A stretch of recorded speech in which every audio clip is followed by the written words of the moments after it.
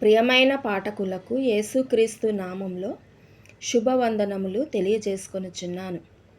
ప్రియులారా, ఈరోజు మనము సామెతల గ్రంథము 28వ అధ్యాయము చదువుకుందాము.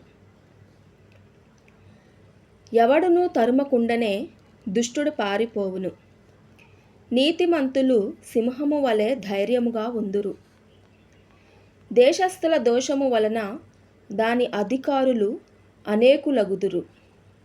బుద్ధి జ్ఞానములు గలవారి చేత దాని అధికారము స్థిరపరచబడును. బీదలను బాధించు దరిద్రుడు ఆహార వస్తువులను ఉండనియ్యక కొట్టుకొని పోవు వానతో సమానుడు.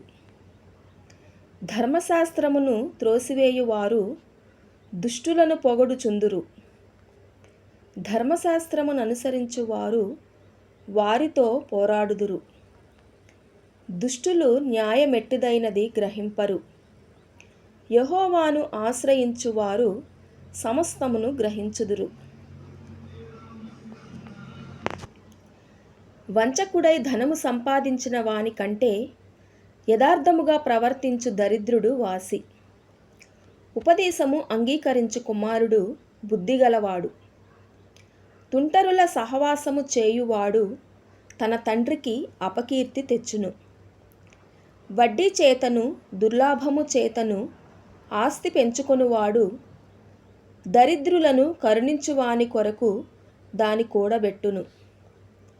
ధర్మశాస్త్రము వినబడకుండా చెవిని తొలగించుకొనువాని ప్రార్థన హేయము. యథార్థవంతులను దుర్మార్గమందు చొప్పించువాడు తాను త్రవ్విన గోతిలో తానే పడును. యథార్థవంతులు మేలైన దానిని స్వతంత్రించుకొందురు. ఐశ్వర్యవంతుడు తన దృష్టికి తానే జ్ఞాని. వివేకము గల దరిద్రుడు వానిని పరిశోధించును. నీతిమంతులకు జయము కలుగుట మహాఘనతకు కారణము. దుష్టులు గొప్పవారగునప్పుడు జనులు దాగియుందురు. అతిక్రమములను దాచిపెట్టువాడు వర్ధిల్లడు. వాటిని ఒప్పుకొని విడిచిపెట్టువాడు కనికరము పొందును. నిత్యము భయము కలిగి ప్రవర్తించువాడు ధన్యుడు. హృదయమును కఠినపరుచుకొనువాడు కీడులో పడును.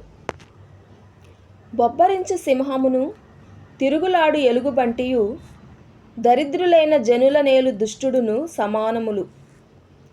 వివేకము లేనివాడవై జనులను అధికముగా బాధపెట్టు అధికారి దుర్లాభమును ద్వేషించువాడు దీర్ఘాయుష్మంతుడగును.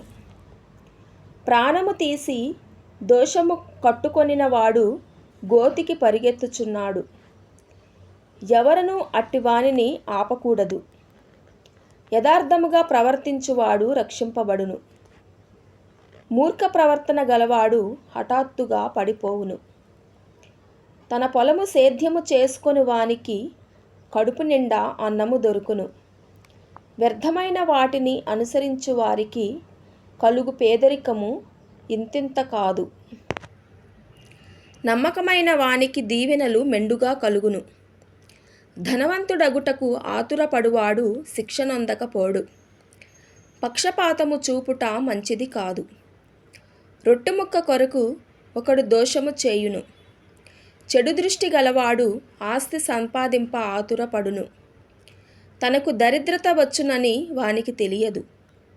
నాలుకతో ఇచ్చకములాడు వాని కంటే నరులను గద్దించువాడు తుదకు ఎక్కువ దయ పొందును. తన తల్లిదండ్రుల సొమ్ము దోచుకొని అది ద్రోహము కాదనుకొనువాడు నశింపచేయు వానికి జతకాడు. పేరాస గలవాడు కలహమును రేపును. యెహోవా యందు నమ్మిక ఉంచువాడు వర్ధిల్లును. తన మనసును నమ్ముకొనువాడు బుద్ధిహీనుడు. జ్ఞానముగా ప్రవర్తించువాడు తప్పించుకొనును.